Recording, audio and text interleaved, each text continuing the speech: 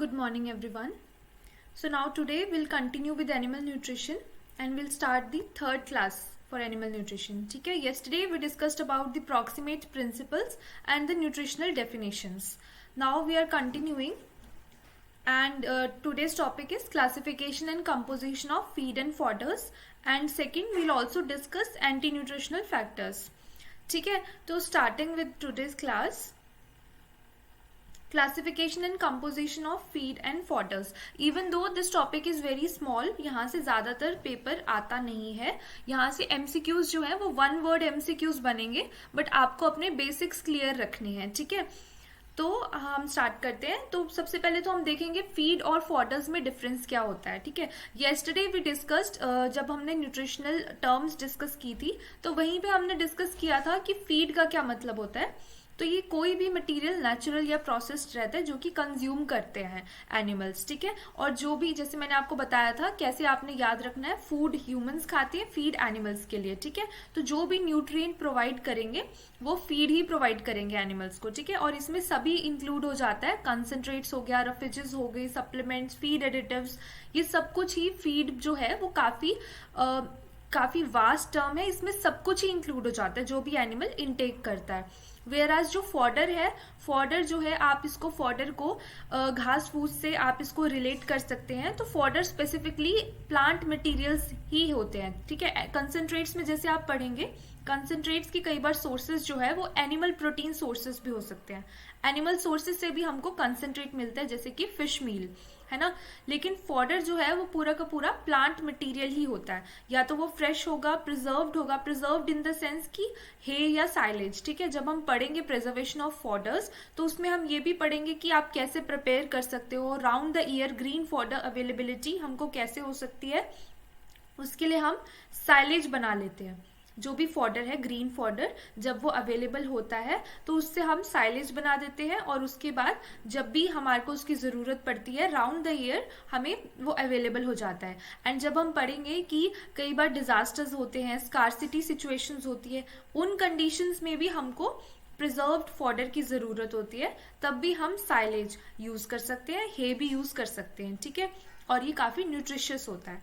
तो अगेन जो भी प्रिजर्व्ड या फिर फ्रेश यानी कि कट, अगर आप कभी भी इसको जैसे कि गांव वगैरह में आप देखेंगे फ्रेशली कट फॉडर जो है, ग्रीन टॉप लीव्स यानी कि ट्री लीव्स भी प्रोवाइड किए जाते हैं. ठीक है, और जब भी मेज की होती है तो उसके लीव्स प्रोवाइड कर देते हैं, तो वो सभी जो है वो फॉडर में आता है.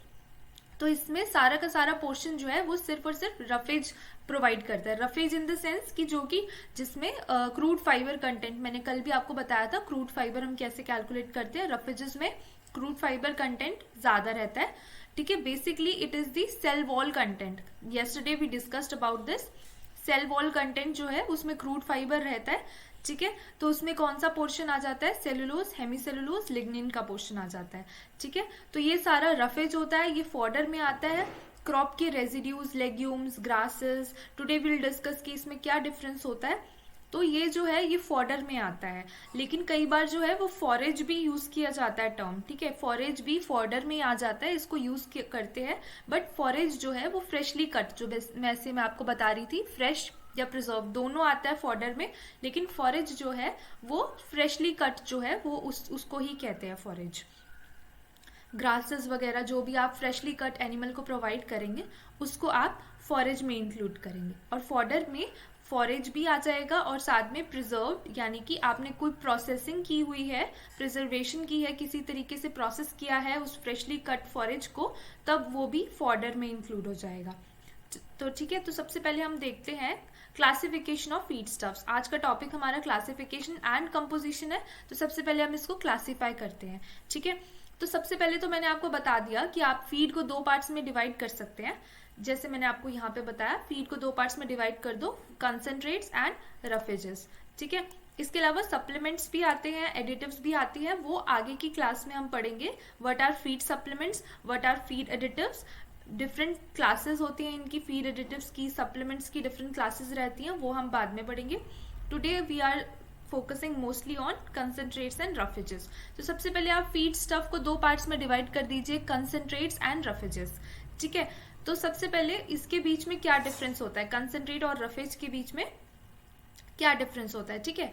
तो कंसंट्रेट्स जो है उसमें क्रूड प्रोटीन का कंटेंट ज्यादा रहता है, क्रूड फाइबर का कंटेंट कम रहता है, ठीक है, और साथ ही साथ टीडीएन वैल्यू यानी कि एनर्जी वैल्यू ज्यादा रहती है। तो 3 चीजें आपने बेसिकली याद रखनी है, क्रूड प्रोटीन, क्रूड फाइबर और साथ में टीडीएन। ये सारी वैल्यूज जो है वो इन दोनों को आपस में डिफ्रेंशिएट करेंगी, कंसंट्रेट्स और रफेजेस को, ठीक है। तो रफेज में क्रूड फाइबर मैं आपको ऑलरेडी बता चुकी हूँ, क्रूड फाइबर कंटेंट ज्यादा रहता है, टीडीएन वैल्यू कम रहती है। बेसिकली टीडीएन वैल्यू जो है वो एनर्जी वैल्यू के लिए, यस्टरडे वी डिस्कस्ड कि टीडीएन का फॉर्मूला क्या होता है, टीडीएन कैसे कैलकुलेट करते हैं, ठीक है। तो टीडीएन वैल्यू जो है वो आपकी एनर्जी वैल्यू बताती है। तो टीडीएन की वैल्यू जो है वो एनर्जी कंटेंट बताएगी, रफेज जो है वो बल्क फीड होते हैं। अब वो क्योंकि वो बल्क में प्रोवाइड किया जा रहा है तो ऑफ कोर्स उसकी एनर्जी डेंसिटी कम रहेगी, यानी कि उसकी एनर्जी डेंसिटी का मतलब क्या है, पर यूनिट वेट उसकी एनर्जी कंटेंट कम रहेगा। अब क्योंकि एनर्जी कंटेंट कम है तो फिर क्या होगा, उसको हम वो बल्क एनिमल को बल्क प्रोवाइड करेगा, ठीक है। सेटाइटी उसको वो सेटाइटी सेंटर को वो स्टिमुलेट करेगा और उससे वो बल्क प्रोवाइड करेगा, तो वो रफेज होता है, ठीक है। वेयरएज जो कंसंट्रेट है उसमें एनर्जी कंटेंट ज्यादा रहता है, वो एनर्जी डेंस फीड होती है। इसीलिए जब भी ट्रांजिएंट स्टेज होती है, एनिमल जो है वो ज्यादा स्ट्रेस में होता है तो हम उनको कंसंट्रेट्स ज्यादा देते हैं। कंसंट्रेट से क्या होगा, वो एनर्जी डेंस है, उसको सीधा एनर्जी मिल जाएगी, एकदम से एनर्जी मिल जाएगी। इसमें आप मोलासिस वगैरह भी दे सकते हैं। यहाँ पे जैसे एनर्जी रिच में आप देख रहे हैं मोलासिस लिखा हुआ है, मोलासिस देते हैं उस टाइम पे। During pregnancy also we give molasses, we give brands, ठीक है। तो ये सारे के सारे कंसंट्रेट्स है। उस टाइम पे हम ये नहीं कहते कि आप बल्क फीड दो उसको, रफेज इंक्रीज कर दो, ठीक है, क्योंकि बल्क फीड से एनर्जी नहीं मिलेगी। एनर्जी डेंस चीजें जो हैं वो कंसंट्रेट्स हैं और वहीं से उसको एनर्जी सप्लाई एकदम से मिल जाएगी। तो अगेन कंसंट्रेट्स भी जैसे मैंने आपको अभी बताया कि 2 पार्ट्स में डिवाइडेड होते हैं, प्लांट सोर्सेज से मिल सकते हैं, एनिमल सोर्सेज से मिल सकते हैं। एनिमल सोर्सेज क्योंकि इंडिया में ये एक टैबू है तो एनिमल सोर्सेज से अभी थोड़ा सा हम कम फोकस करते हैं एनिमल सोर्सेज, ठीक है। प्लांट सोर्सेज पे हम ज्यादा फोकस करते हैं कंसंट्रेट्स के लिए भी, ठीक है। लेकिन फिर भी फिश मील आप पढ़ते हैं, मीट मील, बोन मील, ये सब आप पढ़ते हैं, वो सब एनिमल सोर्सेज ऑफ कंसंट्रेट्स हैं। अब सेकेंडली प्लांट सोर्सेज में क्या आता है, प्लांट सोर्सेज में भी 2 टाइप्स के हो सकते हैं, या तो एनर्जी रिच या प्रोटीन रिच। मैंने आपको बताया कंसंट्रेट्स जो है वो उन दोनों में एनर्जी भी ज्यादा है, कंसंट्रेट्स में एनर्जी भी ज्यादा है, प्रोटीन भी ज्यादा है। लेकिन फर्दर अगर हम इनको क्लासिफाई कर दें कि कौन से सोर्सेज से एनर्जी ज्यादा मिलती है, कौन से सोर्सेज से प्रोटीन ज्यादा मिलती है, तो ये फर्दर डिवाइड हो जाता है। एनर्जी रिच में क्या होगा, TDN value, again energy rich concentrates में टीडीएन वैल्यू ज्यादा रहेगी, whereas protein rich concentrates में टीडीएन वैल्यू कम रहेगी और क्रूड प्रोटीन कंटेंट ज्यादा रहेगा। तो ये एग्जांपल्स क्या आते हैं, एनर्जी रिच ग्रेन्स हो गए, सीड्स हो गए। ग्रेन्स यानी कि जैसे कि ओट हो गया, मेज हो गया, इनके एग्जैक्ट ग्रेन्स जो है वो एनिमल्स को फीड किए जाते हैं, तो वो हो गया। सीड्स हो गए। Milling by products, milling by products का मतलब क्या है, जब हम ग्रेन्स निकाल लेते हैं, रिमूव कर देते हैं, तो उसके बाद कुछ बाय प्रोडक्ट्स बच जाते हैं, ठीक है। उन बाय प्रोडक्ट्स में उनको भी हम यूटिलाइज कर लेते हैं एनिमल की फीड के लिए, जैसे कि ब्रान हो गया, हस्क हो गया, हल हो गया, ये अलग अलग वेराइटी रहती है मिलिंग बाय प्रोडक्ट्स की। वो सभी एनर्जी डेंस हैं, उन सब में एनर्जी कंटेंट ज्यादा होता है, जैसे राइस ब्रान, व्हीट ब्रान, ठीक है। ये सब मिलिंग बाय प्रोडक्ट्स होते हैं। ये बेसिकली एग्रो प्रोसेसिंग इंडस्ट्रीज जो रहती हैं वहां से जो भी बाय प्रोडक्ट मिलता है उसको हम यूटिलाइज कर लेते हैं फॉर एनिमल फीड, ठीक है। ये एक बेसिकली क्रॉप रेजिड्यू मैनेजमेंट का एक पार्ट रहता है। नेक्स्ट आ गया मोलासिस। मोलासिस जो है वो लिक्विड फॉर्म में होती है, ड्राई मोलासिस भी हो सकती है, तो ये काफी ज्यादा एनर्जी रिच होती है।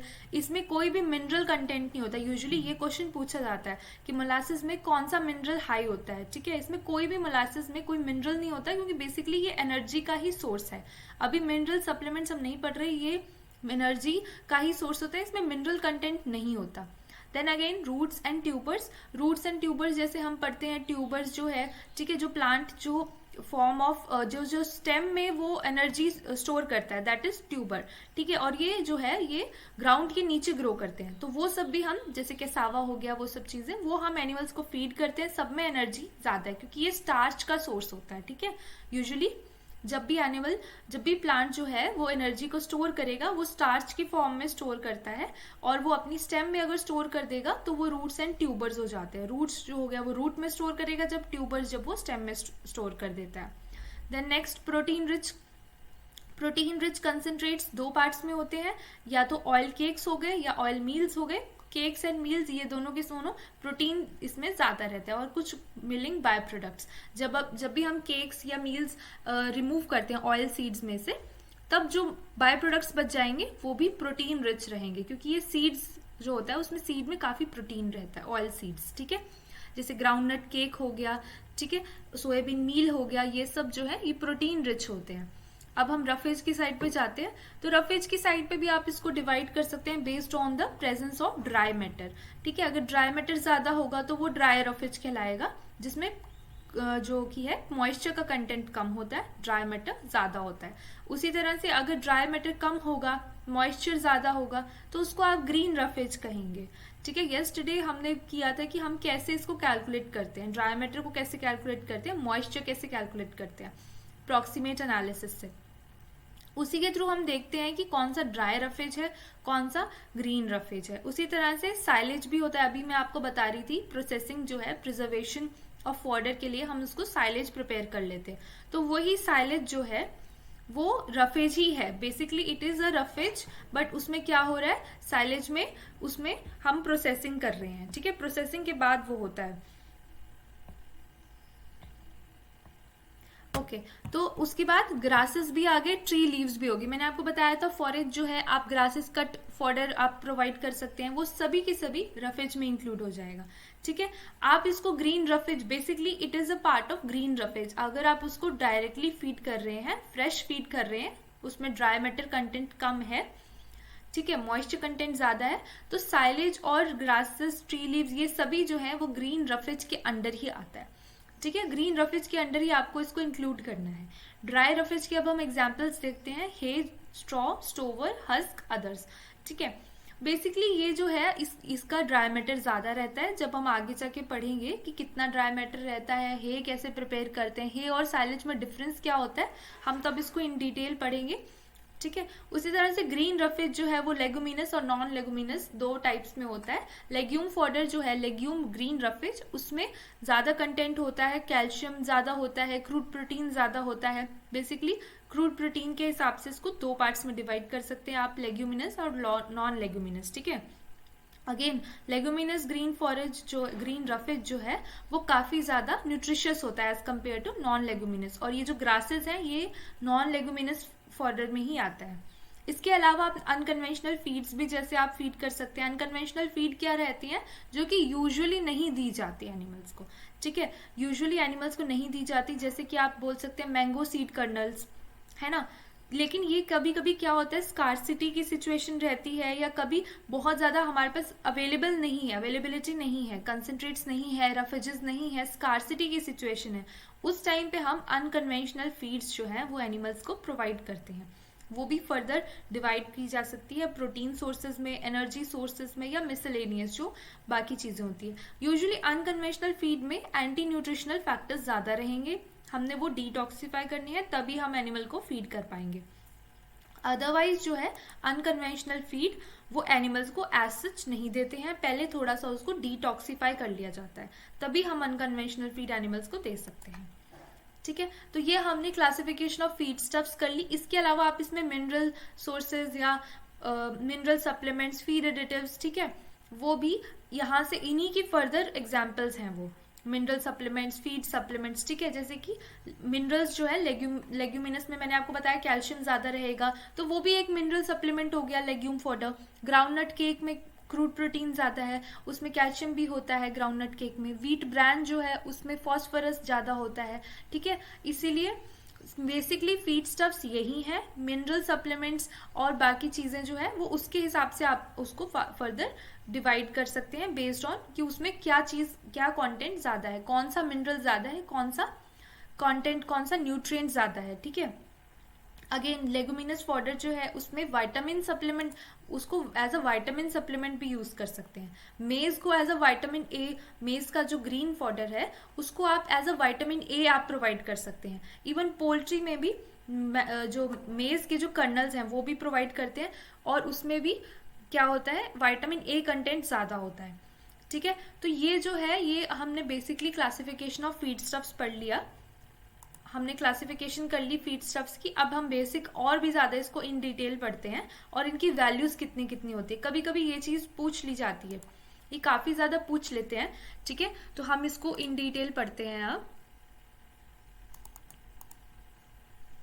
Starting with the high moisture crops. ठीक है, हाई मॉइस्चर मैंने आपको बता दिया, हाई मॉइस्चर का क्या मतलब है, यानी कि वो ग्रीन रफेज में आ जाएगा। ठीक है, ग्रीन रफेज में आ जाएगा वो। अब हाई मॉइस्चर, अब हमने सबसे पहले इसको दो पार्ट्स में डिवाइड नहीं किया है, हमने इसको कंसंट्रेट्स और रफेजेस में डिवाइड नहीं किया है, हमने इसको हाई मॉइस्चर लो मॉइस्चर में डिवाइड किया है। अब जो हाई मॉइस्चर है यानी कि 80% से ज़्यादा मॉइस्चर, ठीक है, 80% से ज़्यादा मॉइस्चर कंटेंट की हम बात कर रहे हैं। तो 18% से ज़्यादा मॉइस्चर जो है उसमें हम इसमें लेग्यूम भी हम इसमें सब कुछ इंक्लूड कर रहे हैं। ठीक है, हम इसमें क्या क्या इंक्लूड कर रहे हैं, कंसंट्रेट्स भी हमने इसको इंक्लूड कर दिया, जैसे कि आप मोलासेस देख सकते हैं। ठीक है, यहाँ पे मोलासेस जो है वो कंसंट्रेट फीड है, बट आपने यहाँ पे कंफ्यूज नहीं हो रहा, हम हाई मॉइस्चर की बात कर रहे हैं, high moisture and low moisture, concentrates and roughages both are included in this. ठीक है, starting with the high moisture grains, यानी कि रफेज की बात नहीं कर रहे हैं, हम कंसंट्रेट्स की बात कर रहे हैं। तो 70 to 80% ड्राई मैटर ज़्यादा होता है, अगेन कंसंट्रेट है तो ड्राई मैटर ज़्यादा हो रहा है इसमें। ठीक है, then over 7% protein, some fiber similar to air dry grains, composition on a dry matter basis. ठीक है, देन अगेन मोलासेस, इसमें 60 to 80%। अब यहाँ पे ना यहाँ पे ये ड्राई मैटर गलत लिख दिया, यहाँ ड्राई मैटर नहीं आना था, 60 to 80% मॉइस्चर कंटेंट है। मोलासेस जो है वो लिक्विड होती है, ये यहाँ पे इन्होंने ये गलत लिखा है, अंडर 70%, अंडर 80% ड्राई मैटर, ये सही है। ठीक है, लेकिन यहाँ पे इन्होंने जो ड्राई मैटर लिख दिया ना ये गलत है, यहाँ पे 70 to 80% ड्राई मैटर नहीं होगा मोलासेस में, ये लेस देन, इसमें मॉइस्चर कंटेंट होता है ज़्यादा। ठीक है, 60 to 80% मॉइस्चर कंटेंट होता है इसमें। मॉइस्चर कंटेंट क्यों होता है, लिक्विड होती है मोलासेस। ठीक है, ये शुगर केन का बाय प्रोडक्ट होता है, जैसे मिलिंग बाय प्रोडक्ट्स आपने पढ़े, वैसे ही other industries, agro processing industries के बाय प्रोडक्ट्स रहते हैं, जो कि हम एनिमल्स, मैंने आपको बताया एनिमल्स को आप फीड कर सकते हैं, ताकि क्रॉप रेजिड्यू मैनेजमेंट के अंडर ही आता है। फिर इसमें मोलासेस में मैंने आपको बताया था, मोलासेस सिर्फ और सिर्फ एनर्जी का सोर्स होता है, काफ़ी ज़्यादा एनर्जी डेंस रहती है ये। जब भी एनिमल की फीड इनटेक कम हो जाती है, एनिमल जब भी फीड इनटेक कम करता है लेकिन फिर भी हमने उसको एनर्जी प्रोवाइड करनी है, उस टाइम पे हम मोलासेस प्रोवाइड कर देते हैं एनिमल को। फॉर एग्जांपल एनर्जी इनटेक, जब प्रोटीन इनटेक या कोई भी इनटेक, न्यूट्रिएंट इनटेक कम कब हो जाता है, जब एनिमल प्रेग्नेंट होता है, प्रेगनेंसी के टाइम पे या आफ्टर कंसीविंग, आफ्टर पार्चुरेशन, तब भी क्या होता है, एनर्जी डेंस फीड प्रोवाइड करनी पड़ती है, क्योंकि एनिमल जो है उसका फीड इनटेक कम हो जाता है। तो उस टाइम पे हम मोलासेस प्रोवाइड करते हैं। ये सिर्फ और सिर्फ एक एनर्जी का सोर्स है, इसमें कोई मिनरल नहीं होता। अगर कहीं पे आपको एमसीक्यूज में ये यूजुअली पूछ लेते हैं कि molasses is a good source of क्या, कौन सा कैल्शियम पूछ लेंगे, कभी कभी कोई भी मिनरल वो नाम लिख देंगे। ठीक है, molasses is a good source of calcium, molasses is a good source of phosphorus, तो कुछ भी अगर मिनरल लिख देंगे तो जरूरी नहीं है कि वो सही होगा, क्योंकि मोलासेस जो है वो सिर्फ और सिर्फ एनर्जी का सोर्स होता है। उसके अलावा मोलासेस जो है वो कोई मिनरल नहीं प्रोवाइड करता, फाइबर भी प्रोवाइड नहीं कर रहा, एनर्जी भी प्रोवाइड नहीं करता। ठीक है, अब जैसे मैंने आपको साइलेज बताया था, मैंने आपको हे बताया था, हेलेज जो है वो उसके बीच का होता है। ठीक है, साइलेज में ड्राई मैटर कंटेंट कम होगा 30 to 35%। ठीक है, 25 to 45% ड्राई मैटर होगा। ठीक है, और जो हे है उसमें 12 से 14% होता है मॉइस्चर की बात कर रही हूँ मैं, 12 to 14% मॉइस्चर। ठीक है, क्योंकि हे जो है वो ड्राई मैटर उसमें ज्यादा होता है, तो हेलेज जो है उसमें बीच में होता है 45 to 60% ड्राई मैटर। तो ये दोनों, बाकी जो न्यूट्रिएंट कंपोजिशन होती है वो सेम रहती है। ठीक है, तो साइलेज जो है वो मीडियम इन, इसमें लिखा है मीडियम इन कैरोटीन, ये डिपेंड करेगा कि आपने साइलेज जो है किससे बनाया है। यूजुअली साइलेज का जो न्यूट्रिटिव कंटेंट है वो ज्यादा रहता है एज कंपेयर टू हे, क्योंकि साइलेज जो है वो ग्रीन फॉडर से बन रहा है।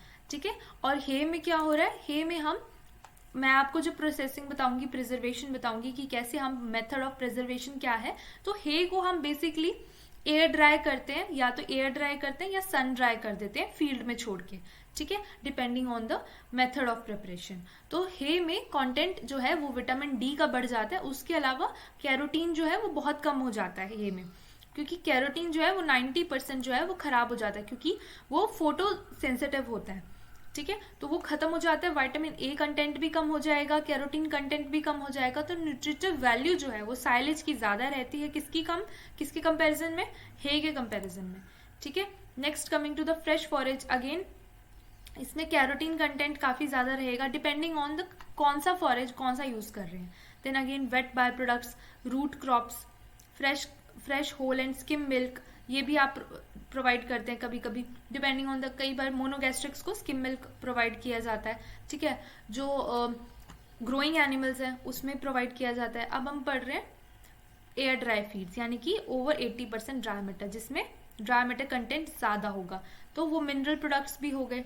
एयर ड्राई रफेज, मैंने आपको बताया था हे जो है वो एयर ड्राई किया जाता है, रफेज भी हो सकते हैं, मिनरल प्रोडक्ट्स भी हो सकते हैं, कंसंट्रेट्स भी हो सकते हैं, ठीक है, कंसंट्रेट्स भी हो सकते हैं। कंसंट्रेट्स का अगेन, कंसंट्रेट और रफेज में अभी जब मैं आपको डिफरेंस बता रही थी कि फाइबर और टीडीएन के हिसाब से इसको दो पार्ट्स में डिवाइड किया जाता है, या तो 18% फाइबर से कम होगा तो दैट वुड बी कंसंट्रेट्स, और 18% फाइबर से ज्यादा होगा तो वो क्या होगा, रफेज होगा। उसी तरह से टीडीएन वैल्यू अगर 60% से कम है तो वो रफेज है, 60% से ज्यादा है तो क्या है, कंसंट्रेट्स है। ये आपने टीडीएन और फाइबर के हिसाब से, फाइबर यहाँ पे क्रूड फाइबर की बात हो रही है, क्रूड फाइबर और टीडीएन के हिसाब से रफेज और कंसंट्रेट्स को दो पार्ट्स में डिवाइड किया जाता है। 18% से कम है तो कंसंट्रेट है, और 60% से ज्यादा है तो कंसंट्रेट है, ठीक है, ये ऐसे याद रखना है। और अगेन आपने अभी पढ़ा था कि कंसंट्रेट्स को एनर्जी और प्रोटीन दो पार्ट्स में डिवाइड किया जाता है, या तो एनर्जी फीड होगा जिसमें कि क्रूड प्रोटीन कंटेंट कम होगा, वो एनर्जी होगा कितना, 18% से कम, 18% से कम होगा तो एनर्जी फीड्स, 18% से ज्यादा होगा तो प्रोटीन। अगेन दो पार्ट्स में डिवाइड किया था हमने अभी, animal origin and plant origin, ठीक है। एनिमल ओरिजिन में मैंने आपको बताया था, animal origin yesterday we discussed कि बायोलॉजिकल वैल्यू जो है वो एनिमल प्रोटीन फीड्स की ज्यादा रहती है। अगर आप यहाँ पे इसको बायोलॉजिकल वैल्यू के हिसाब से भी डिवाइड करना चाहते हैं तो वो भी एनिमल ओरिजिन प्रोटीन की 80% से ज्यादा बायोलॉजिकल वैल्यू रहती है। और अगेन इसमें प्रोटीन कंटेंट भी ज्यादा होता है, 47% से ज्यादा, कैल्शियम भी ज्यादा होगा, फॉस्फोरस भी ज्यादा होगा, और फाइबर कंटेंट कम होगा। और ऑपोजिट होगा प्लांट ओरिजिन में, देखो 47% प्रोटीन से ज्यादा इसमें कम है, ठीक है, कैल्शियम फॉस्फोरस भी कम है और फाइबर कंटेंट ज्यादा है, ठीक है। तो इसको फर्दर दो पार्ट्स में डिवाइड किया जा सकता है, या तो जो डीफैटेड है या फिर ऑयल सीड्स यानी कि जैसे कि सोयाबीन हो गया, ग्राउंडनट हो गया, वो सब ऑयल सीड्स है, उसमें ईथर एक्सट्रैक्ट जो है, ईथर एक्सट्रैक्ट यानी कि क्रूड फैट 17% से ज्यादा होगा, और जो डी फैट यानी कि जिसमें से फैट रिमूव हो गया है उसमें 17% से कम होगा, ठीक है, तो वो इसके अंदर इंक्लूड होगा, यानी कि ऑयल केक्स वगैरह। अब अगेन एयर ड्राई रफेजेस, ये अभी हमने पढ़ा कंसंट्रेट्स के बारे में, अब हम पढ़ेंगे रफेजेस के बारे में। हे मैं आपको बता चुकी हूँ, है ना, हमने अभी डिस्कस किया था, हे जो है वो जिसमें ड्राई मैटर कंटेंट ज्यादा होता है, इसमें मॉइस्चर सिर्फ 12 to 14% होता है। तो उसी तरह से हे भी दो पार्ट्स में डिवाइड हो गया, लेग्यूम फॉडर और नॉन लेग्यूम फॉडर। अभी मैंने आपको बताया था लेग्यूम फॉडर में प्रोटीन भी ज्यादा होता है, 10.5 से ज्यादा होता है, और कैल्शियम भी ज्यादा होता है 0.9% से ज्यादा, जैसे कि लूसन, बरसीम और काउपी, ठीक है। और नॉन लेग्यूम में उसके अलावा ग्रासेस हो गया, जितने भी ग्रासेस हैं, मेज हैं, वो सभी, अगर उसका भी आप हे प्रिपेयर करेंगे तो that would come under non legume. Sorghum हो गया, ओट हे हो गया, ठीक है। उसी तरह से low quality air dry roughages, ये हो गई, जो स्ट्रॉ हो गई, स्टोवर्स हो गए, वो सभी जो है वो लो क्वालिटी वाले पोर्शन में आ जाएगा, ठीक है। तो ये हमने डिवीजन पूरी पढ़ ली कि कैसे हम आइडेंटिफाई कर सकते हैं एग्जैक्ट वैल्यूज के हिसाब से। ये वैल्यूज पूछ लेते हैं यूजुअली, जैसे कि हे की वैल्यू पूछ लेंगे, हे तो हम दोबारा से भी पढ़ेंगे, उस टाइम पे भी हम इसको अच्छे से कर लेंगे।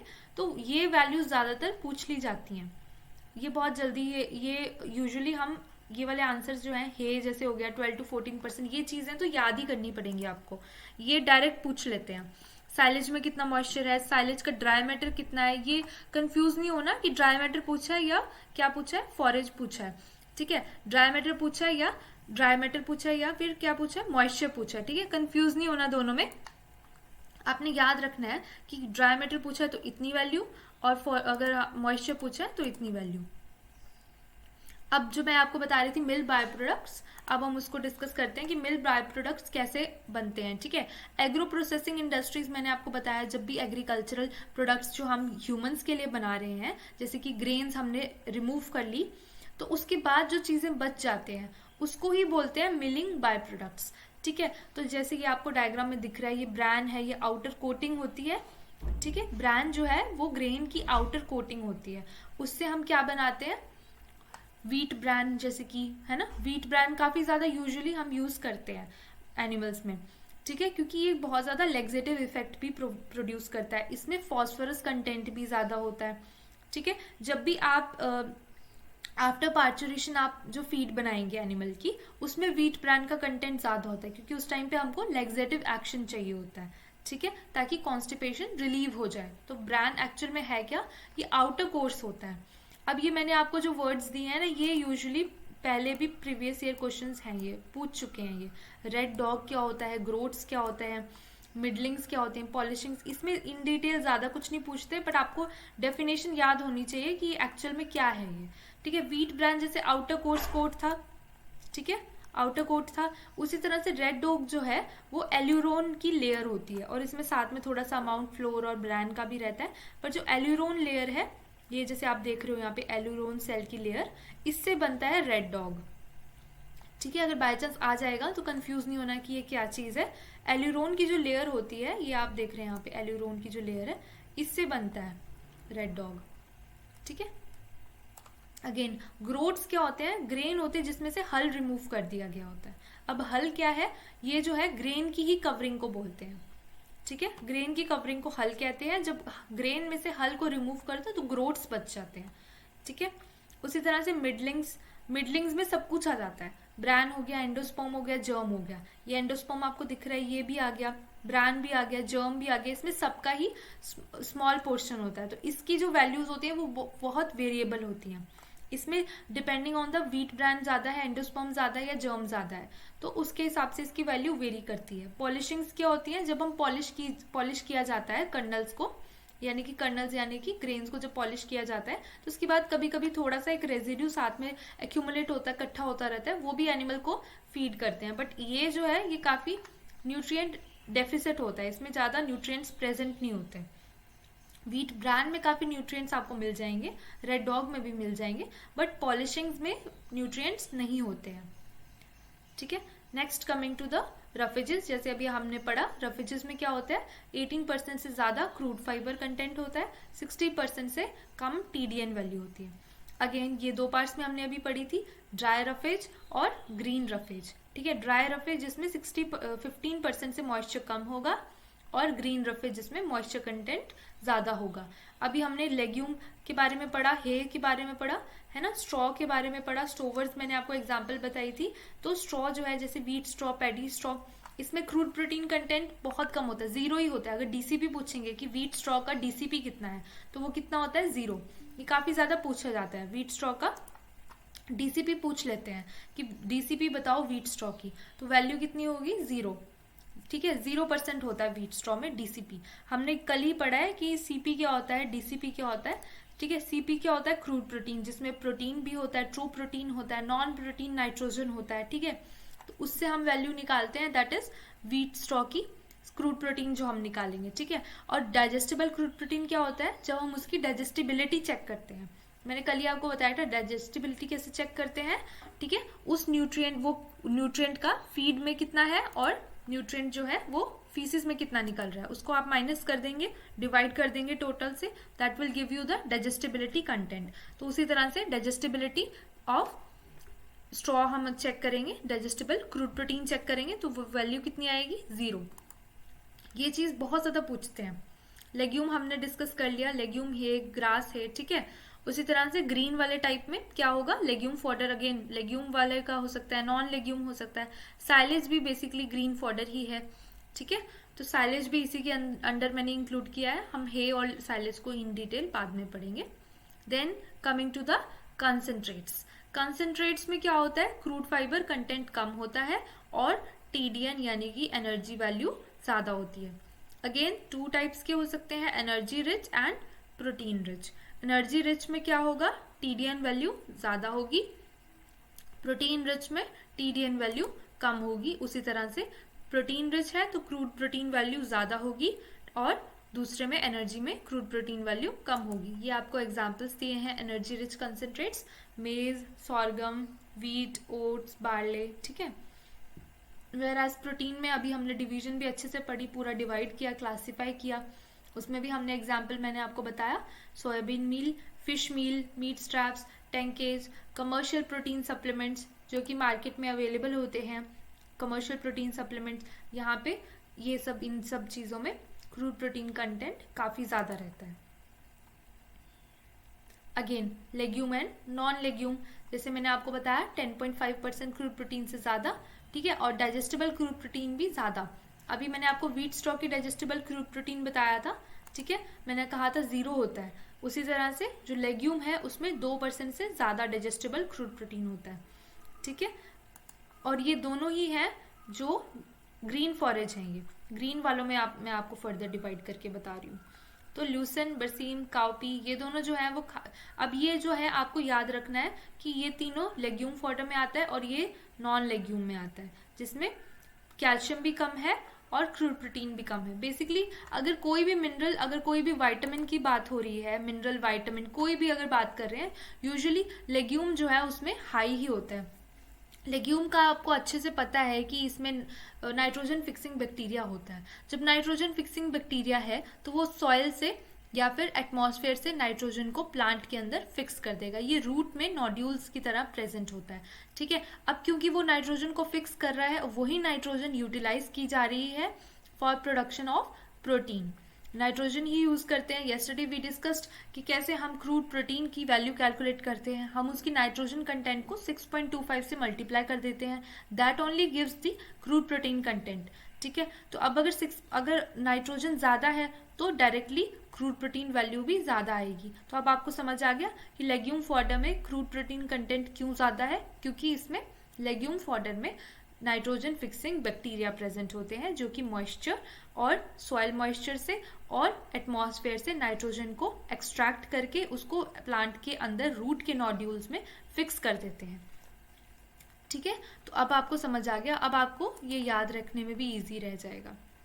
अब हम पढ़ेंगे कॉमन फीड स्टफ। अभी तो हमने क्लासिफिकेशन पढ़ी, अब हम देखेंगे कि एनिमल्स में कौन से कॉमन फीड स्टफ्स प्रोवाइड की जाते हैं और उन कॉमन फीड स्टफ्स की वैल्यूज, उसमें कंपोजिशन क्या होती है। आज का हमारे 2 टॉपिक्स थे, एक था क्लासिफिकेशन और दूसरा था कंपोजिशन। तो अब we are proceeding towards composition. तो ये आगे कॉमन फीड स्टफ्स, ठीक है। एनर्जी में हम कौन से यूजुअली क्या प्रोवाइड करते हैं, मेज, बार्ले, बाजरा, sorghum, rice polish, molasses, wheat bran, peas, gram, ये सब चीज़ें आप प्रोवाइड कर सकते हैं। देन प्रोटीन फीड्स में आ गया वेजिटेबल सोर्सेज में से सोयाबीन मील, ग्राउंडनट केक, ठीक है, कोकोनट ऑयल मील, सीसेम मील, लिनसीड मील, कॉटन सीड, ये सब एग्जाम्पल्स हैं प्रोटीन फीड्स की। वेयर एज एनिमल सोर्सेज से जो प्रोटीन मिलता है वो फिश मील, मीट मील, बोन मील, ब्लड मील, ठीक है, ये सब हो गया। फिर वाइटामिन भी प्रोवाइड करते हैं, मिनरल्स प्रोवाइड करते हैं, mineral mixture, vitamin supplements, cod liver oil, ठीक है, ये एग्जाम्पल्स हैं। ये है कॉमन फीड स्टफ्स। अब हम इनके बारे में तो कुछ कॉमन फीड स्टफ्स के बारे में थोड़ा सा पढ़ेंगे डिटेल में, ठीक है, जो कि काफी ज्यादा कॉमन है और यूजुअली क्वेश्चन भी कभी कभी यहाँ से आ जाते हैं।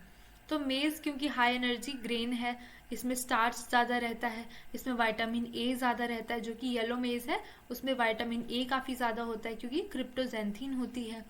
और ये कभी कभी डेफिशिएंट रहती है, ये काफी ज्यादा डेफिशिएंट होती है लाइसिन एंड ट्रिप्टोफान में, ये चीज आपको याद रखना है, ठीक है। अगर जब हम बाद में डेफिशिएंसी डिजीजेस पढ़ेंगे, विटामिन्स की डेफिशिएंसी डिजीजेस पढ़ेंगे, तो उसमें मैं आपको बताऊंगी कि मेज अगर आप प्रोवाइड करते हैं तो नाइसिनामाइड की डेफिशिएंसी यानी कि विटामिन B3 की डेफिशिएंसी हो जाती है।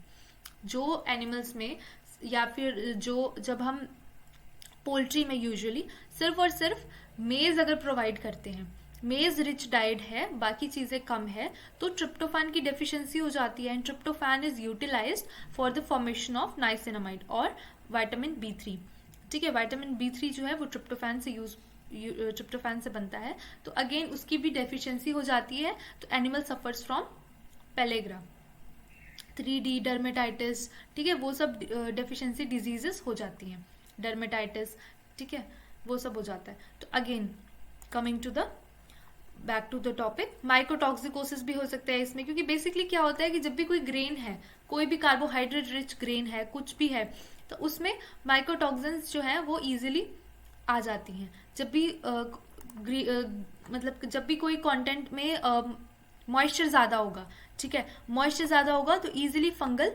इंटॉक्सिकेशन हो जाती है, फंगल टॉक्सिक उसमें इंक्रीज हो जाता है। तो माइकोटॉक्सिकोसिस भी एक इसका एग्जाम्पल है।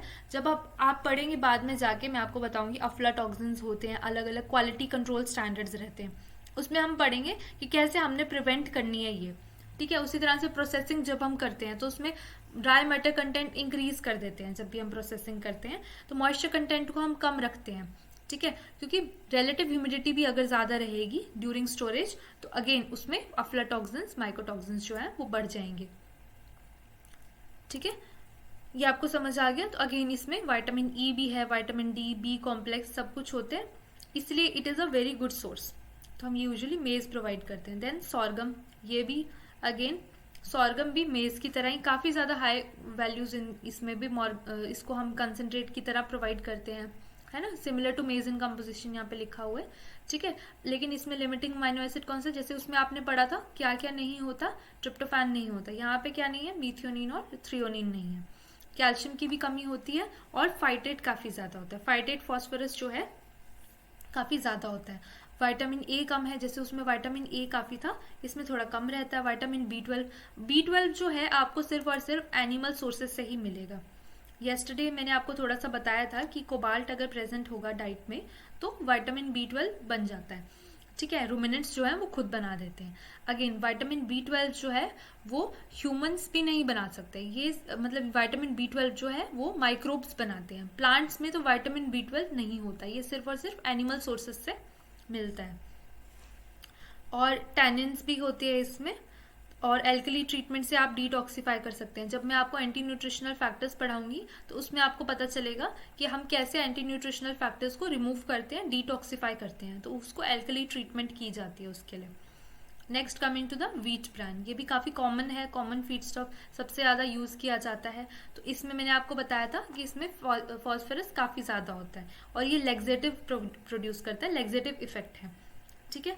और ये क्यों लेग्जेटिव क्यों है, क्योंकि इसमें वाटर होल्डिंग कैपेसिटी काफ़ी ज़्यादा होता है, ये वाटर को अपने अंदर एब्जॉर्ब कर लेता है और बल्कि हो जाता है, ठीक है। तो इसका बल्कि इफेक्ट होता है, स्वेलिंग कर लेता है, ये वाटर को एब्जॉर्ब करके फूल जाता है। तो कॉन्स्टिपेशन रिलीव करने के लिए काफ़ी ज़्यादा व्हीट ब्रान यूज़ किया जाता है, ठीक है। आफ्टर पार्चुरेशन, पोस्ट पार्चुरेशन हम व्हीट ब्रान प्रोवाइड करते हैं एनिमल को, ठीक है, क्योंकि वैसे भी ये एनर्जी डेंस है, मैंने आपको बताया कंसनट्रेट में आता है, ये कंसनट्रेट है, एनर्जी डेंस है, एनर्जी काफ़ी ज़्यादा प्रोवाइड करता है, साथ ही साथ इसका लेग्जेटिव इफेक्ट भी है, ठीक है।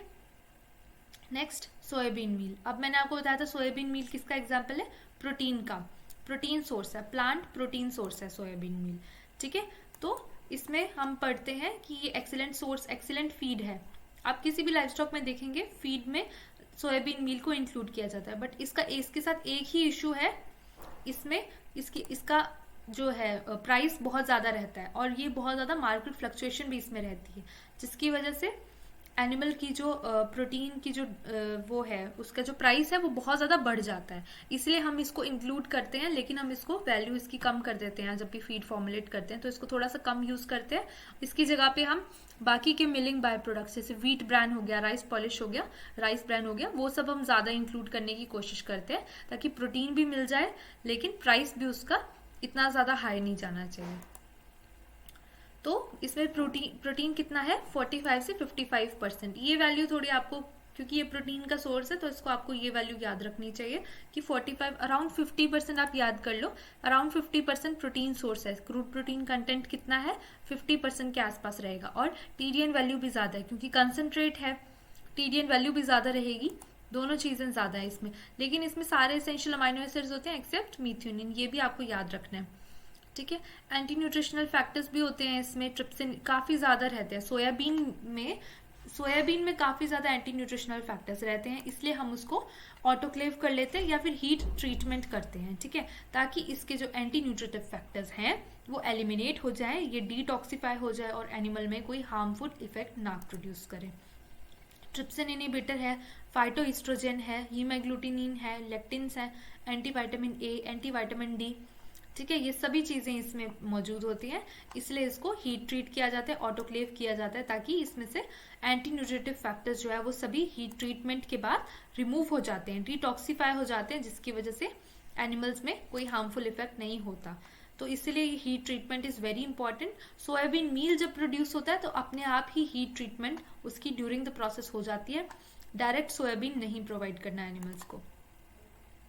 Next coming to the groundnut cake, ये कुछ चीज़ें हैं जो बहुत ज़्यादा फीड स्टफ जो है वो कॉमनली यूज्ड फीड स्टफ है और एग्जाम में भी ये सब चीज़ें ज़्यादा पूछी जाती हैं, इसीलिए हमने इनको ही ज़्यादा डिस्कस करना है, ठीक है।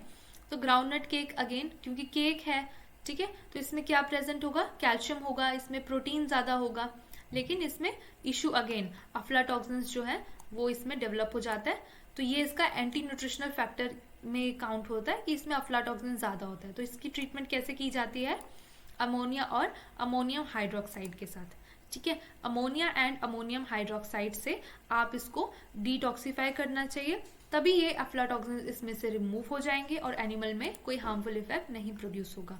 उसके साथ के साथ ये लाइसिन, मिथ्योनिन, इन सब चीज़ों में भी डेफिशिएंट होता है, but it is a very good source of calcium and protein both, ठीक है, very good source of calcium and protein, इसीलिए groundnut cake is easily available, commonly used feed stuff for life stock.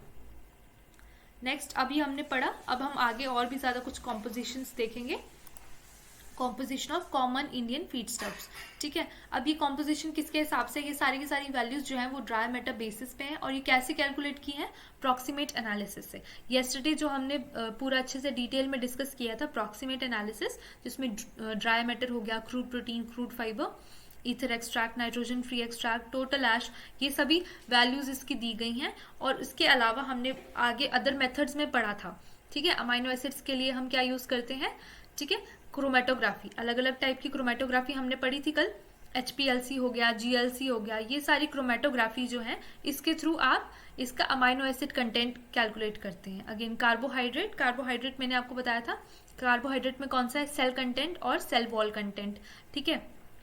तो vents Soest method और detergent method. Lipids कैसे calculate करते हैं, HPLC and GLC से। Minerals कैसे कैलकुलेट करते हैं, एटॉमिक एब्जॉर्प्शन स्पेक्ट्रोफोटोमेट्री से, ठीक है।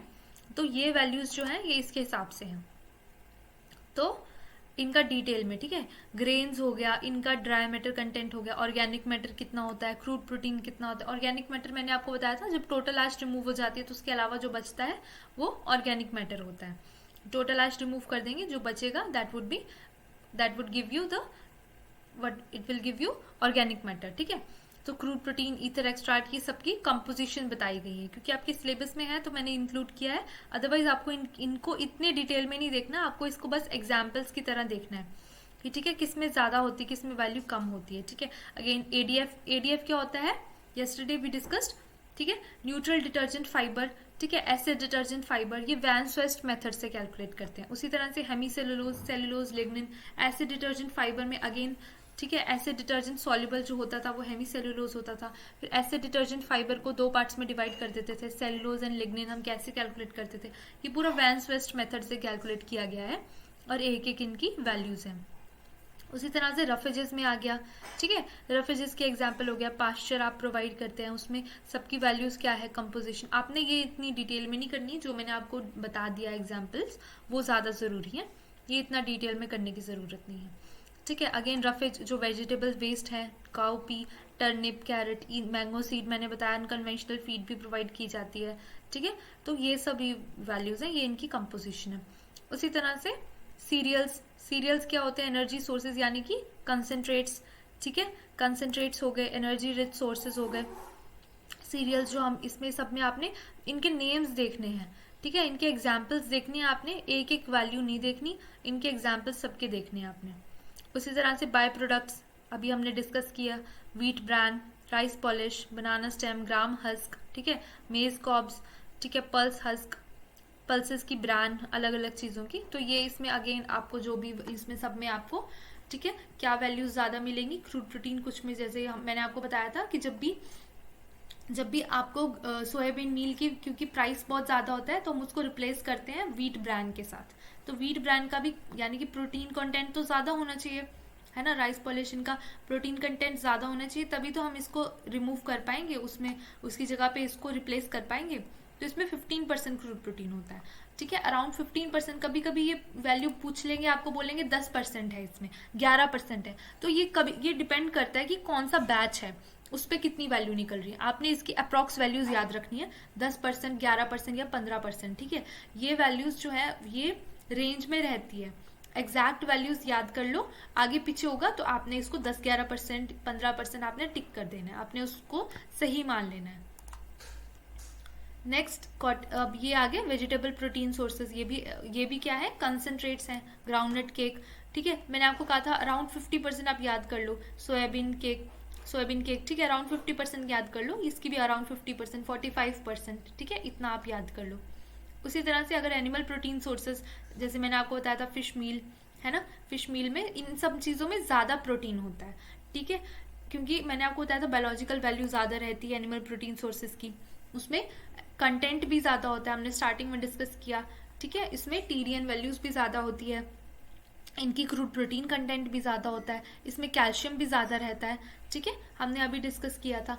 तो ये वैल्यूज़ जो है ये वैल्यूज़ ज़्यादा रहेंगी। आपने इसकी एग्जैक्ट वैल्यूज़ याद नहीं रखनी, बट ये याद रखना है कि 70% के आसपास रह सकता है, ठीक है। 65 से तो ज़्यादा ही रहती है सारी वैल्यूज, 65 से ज़्यादा रहेंगी, 50 से ज़्यादा रहेंगी। वहाँ पे मैक्सिमम वैल्यू जो है वो 50% तक जा सकती है प्लांट सोर्सेज से, ठीक है, 50%, 55%, उससे ज़्यादा नहीं जाएंगी। यहाँ पे सारी वैल्यूज 55 से ऊपर जा रही हैं, 60% से ऊपर जा रही हैं, ठीक है। तो ये आपने ऐसे रेंज याद रखनी है कि एनिमल प्रोटीन सोर्सेज में वैल्यूज ज़्यादा रहेंगी, 60% के आसपास रख लो अप्रॉक्सीमेटली, और वहाँ पे 50%, 50 भी ज़्यादा चीज़ें जैसे कि सोयाबीन मील जो कि काफ़ी हाई प्रोटीन का सोर्स है, उसकी वैल्यू जाएगी 50%। अदरवाइज बाकी सभी वैल्यूज जो है वो 50 से कम ही जाएंगी, 30, 45, मैक्सिमम 45% तक जाएंगी, ठीक है। आपने अप्रॉक्स वैल्यूज हमेशा याद रखनी है, एग्जैक्ट वैल्यूज याद रखने की जरूरत नहीं होती। अगेन अनकन्वेंशनल फीड स्टफ्स के एग्जाम्पल्स क्या है, नाइजर सीड केक, आपने बस इसमें इसकी एग्जाम्पल याद रखनी है, ठीक है। एग्जैक्ट वैल्यूज किसी की भी याद नहीं रखनी, अगर करना भी चाहते हैं तो आप 30% के आसपास इसको एग्जैक्ट अप्रॉक्सीमेटली रख लो, ठीक है। नाइजर सीड केक, ठीक है, rubber seed cake, sun hemp seeds, ढैंजा सीड्स, कॉर्न ग्लूटेन मील, अंबाडी केक, ग्वार मील, इन सब में कुछ ना कुछ एंटी न्यूट्रिशनल फैक्टर्स रहते हैं। जब हम उसको पढ़ेंगे एंटी न्यूट्रिशनल फैक्टर को, तब हम डिस्कस करेंगे कि इसमें एंटी न्यूट्रिशनल फैक्टर्स कौन से किसमें कौन से रहते हैं, ये यूजुअली पूछा जाता है। ओके, कि मान लो कि मैंगो सीड कर्नल है, इसमें कौन सा एंटी न्यूट्रिटिव फैक्टर है, तो इसमें यूजुअली टैनिन्स प्रेजेंट होते हैं, ठीक है। ज्वार केक, सोरगम, इसमें कौन सा है, तो ये यूजुअली काफ़ी ज़्यादा पूछे जाते हैं। नेक्स्ट कमिंग टू द, हाँ, ये एंटी न्यूट्रिशनल फैक्टर्स। आज हम थोड़ा सा एंटी न्यूट्रिशनल फैक्टर्स को डिस्कस कर लेते हैं, क्योंकि हमने काफ़ी सारे फीड स्टफ्स पढ़े हैं। थोड़ा सा मैं एक का नाम बता दूंगी आपको, डिटेल में हम इसको कल पढ़ेंगे, ठीक है। अभी सिर्फ नाम देख लेते हैं। जैसे हमने सोयाबीन पढ़ी तो उसमें मैंने आपको बताया था ट्रिप्सिन इनहिबिटर होता है, एंटी विटामिन ए होता है, एंटी विटामिन डी रहता है ना। उसी तरह से उसको ऑटोक्लेव करते हैं और ऑटोक्लेव से उसको रिमूव कर देते हैं। कैस्टर बीन हो गया, रिसिन हो गया, है ना, कैस्टर बीन में रिसिन होता है। ग्राउंडनट केक में हमने अफ्लाटॉक्सिन पढ़ा। ल्यूसिन में, ल्यूसिन यानी कि ल्यूसिन किसका एग्जाम्पल है, अल्फा अल्फा एग्जाम्पल किसका है, ये लेग्यूम फॉडर का एग्जाम्पल है, ठीक है। तो लेग्यूम फॉडर में क्या होता है, इसमें ज़्यादा होता है इसमें क्या प्रेजेंट होता है, सेपोनेंस। इसकी वजह से क्या होता है, जब आपने मेडिसिन में पढ़ा होगा, आपने पढ़ा होगा कि ब्लोट बन जाता है। अगर आप ज़्यादा लेग्यूम फॉडर प्रोवाइड कर दो एनिमल को तो उसमें ब्लोट हो जाता है। तो क्यों होता है, क्योंकि उसमें सेपोनिन ज़्यादा हो जाते हैं, ठीक है। उसी तरह से कॉटन सीड आपको पता है कॉटन सीड में क्या होता है, गॉसिपोल, ठीक है। सुबबूल में क्या होता है, माइमोसिन। ज्वार में आपको अभी बता रही थी उसमें क्या होता है, धुरीन, ठीक है। ये साइनाइड के एग्जाम्पल है। फार्मेकोलॉजी में भी आपने ये चीज़ पढ़ी होगी, सेम चीज़ ये बार बार यहाँ पे भी रिपीट होगी, फार्मेकोलॉजी में भी ये टॉपिक्स होंगे। लिनसीड, बिटर आलमंड, ये सभी साइनाइड के एग्जाम्पल है। धुरीन, लिनामेरिन, एमिगडेलिन, ये बहुत ज़्यादा पूछते हैं। डायरेक्ट आपने ये टेबल ही याद कर लेना है, डायरेक्ट यहाँ से टेबल से बहुत सारे क्वेश्चंस बन जाएंगे। ब्रासिकेसी फैमिली में ग्लूकोसियोनालेट्स होते हैं जो कि आयोडीन को सप्रेस कर देते हैं, इसलिए अलग से आयोडीन सप्लीमेंट प्रोवाइड करना पड़ता है।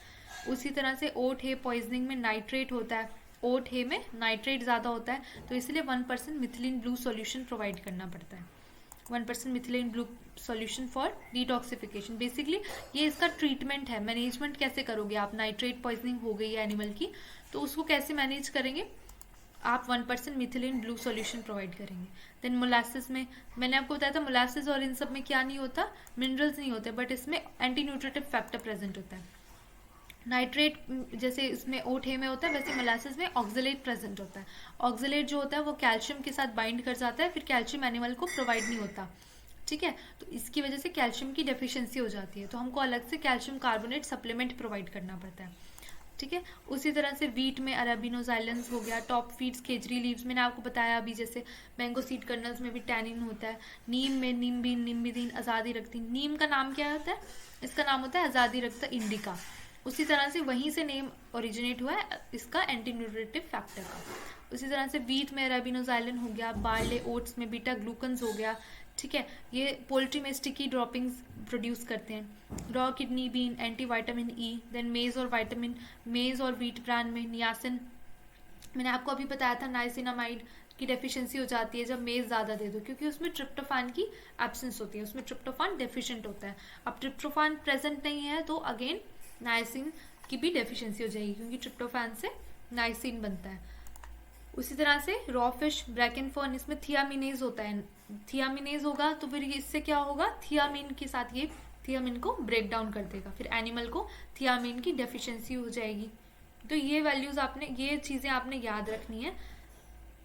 इस पूरे टेबल को आपको मल्टीपल टाइम्स रिवाइज करना है, उससे क्या होगा आपके दिमाग में ये बैठ जाएगा। एग्जैक्टली एमसीक्यूज जो है वो यहीं से डायरेक्ट एमसीक्यूज बनते हैं, सीधे सीधे पेपर में ये क्वेश्चन बन के आ जाएगा, ठीक है। ग्लूकोसियोनालेट किससे होता है, ब्रासिकेसी फैमिली, कैसे आप उसको रिमूव कर सकते हैं, आयोडीन सप्लीमेंटेशन से।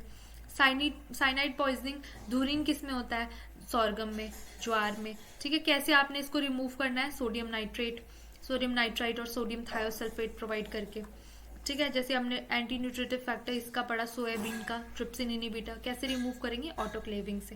तो आज हमने इसको बेसिक्स हमने पढ़े, एंटी न्यूट्रिशनल फैक्टर्स कौन से हो सकते हैं। कल हम इसको इन डेप्थ पढ़ेंगे, एंटी न्यूट्रिटिव फैक्टर्स जो हैं इनका प्रोसेस क्या रहता है, ठीक है, एनिमल में क्या इनका प्रोसेस होता है, मैकेनिज्म ऑफ एक्शन क्या है, कैसे हमें इसको डिटॉक्सिफाई करना है, कल हम इसको इन डिटेल पढ़ेंगे। आज हमने बेसिक्स यहाँ से कवर कर लिए। इसके अलावा we also discussed about complete classification, हमने अच्छे से पढ़ी। इसमें आपने ये चीज़ अच्छे से पढ़ लेनी है, ये पूरा टेबल एंड ये टेबल, ये याद रखना है। एग्जाम्पल्स आप याद रखो, बेसिक डिफरेंस याद रखो, क्रूड फाइबर कंटेंट कितना होता है, क्रूड प्रोटीन कंटेंट कितना होता है, कैल्शियम किस में ज़्यादा होता है, किस में डेफिशिएंसी होती है, बस ये चीज़ याद रखनी है, बाकी आप इजीली इसमें कवर कर लेंगे, ठीक है। अगर आपको ये चीज़ याद रहा, एमसीक्यूज आपके आराम से बन जाएंगे, बार बार रिवाइज करेंगे तो ये वैल्यूज आपको इजीली याद हो जाएंगी। 18% है क्रूड फाइबर, ठीक है, 60% से कम है टीडीएन, ये वैल्यूज बस याद रखेंगे तो आपका गलत नहीं होगा। एमसीक्यूज यहीं से ही बनेंगे, पूरा इन डेप्थ और ज़्यादा डिटेल में कि एग्जैक्टली नहीं पूछेंगे, अगर पूछ भी लेंगे तो आपने अप्रॉक्स वैल्यूज याद रखनी है। जैसे मैंने आपको बताया, आप सोयाबीन मील में 50% याद कर लो, 45% याद कर लो, ठीक है, और जो एनिमल प्रोटीन सोर्सेज हैं उसमें 60% के आसपास, 60 से ज़्यादा याद कर लो, तो कहीं पे भी अगर वो आएगा तो वो आप यहाँ से आप उसको बना सकते हैं, ठीक है। आज हमने ये पूरा डिस्कस कर लिया, classification of feed stuffs along with the composition, commonly used feed stuffs कौन से हैं, ठीक है, कौन से एनिमल्स को प्रोवाइड करते हैं, और कॉमनली यूज्ड फीड स्टफ्स में क्या क्या उनकी करेक्टरिस्टिक्स हैं, किसमें नाइसिन ज़्यादा होता है, किसमें कम होता है, किससे डेफिशिएंसी हो सकती है, ठीक है। आज हमने ये डिस्कस कर लिया। Tomorrow will discuss about the anti nutritive factor, जो कि काफ़ी इंपॉर्टेंट क्लास है, कल हम डिटेल में एंटी न्यूट्रिटिव फैक्टर्स पढ़ेंगे, ठीक है। तो मॉर्निंग में ये क्लास रहा करेगी न्यूट्रिशन की, इवनिंग में रहा करेगी एलपीटी की। एलपीटी में हमने काफ़ी आगे तक हम डिस्कस कर रहे हैं, मिल्क साइंस अभी हम कर रहे हैं, डेयरी साइंस, फिर हम उसके बाद मीट साइंस में जाएंगे। मीट साइंस के टॉपिक्स थोड़े कम है, मिल्क साइंस के ज़्यादा है, ठीक है। तो न्यूट्रिशन भी इजीली आप आंसर कर पाएंगे, एमसीक्यूज में आपको साथ साथ में एमसीक्यूज भी सॉल्व करवाऊंगी, जैसे जैसे सिलेबस खत्म होएगा विल मूव टूवर्ड्स एमसीक्यूज। ठीक है, अभी मैं आपको साथ साथ के टॉपिक में ये भी बताती रहती हूँ कि यहाँ से क्वेश्चन ज्यादा आते हैं, इस टाइप के एमसीक्यूज बन सकते हैं। जब मैं आपको एमसीक्यू सॉल्व करवाना स्टार्ट करूंगी तब मैं आपको मेथड भी बताऊंगी, ऑब्जेक्टिव आप कैसे एमसीक्यू अपना माइंडसेट डेवलप कर सकते हैं सॉल्व करने का। ठीक है, क्योंकि कई बार हम क्या करते हैं, हमें आंसर नहीं आता, हम एलिमिनेट करके भी सॉल्व कर सकते हैं। 4 ऑप्शंस में से 3 ऑप्शंस को एलिमिनेट करो तो आप आंसर की तरफ पहुंच जाओगे। तो क्वेश्चन को आपने अच्छे से पढ़ना होता है एमसीक्यूज में।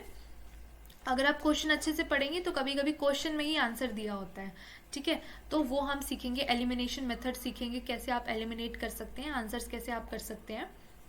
तो ये सब हमने आज डिस्कस कर लिया। ठीक है, आज हमने ये सब डिस्कस कर लिया। आज हम क्लास को यहीं ओवर करते हैं।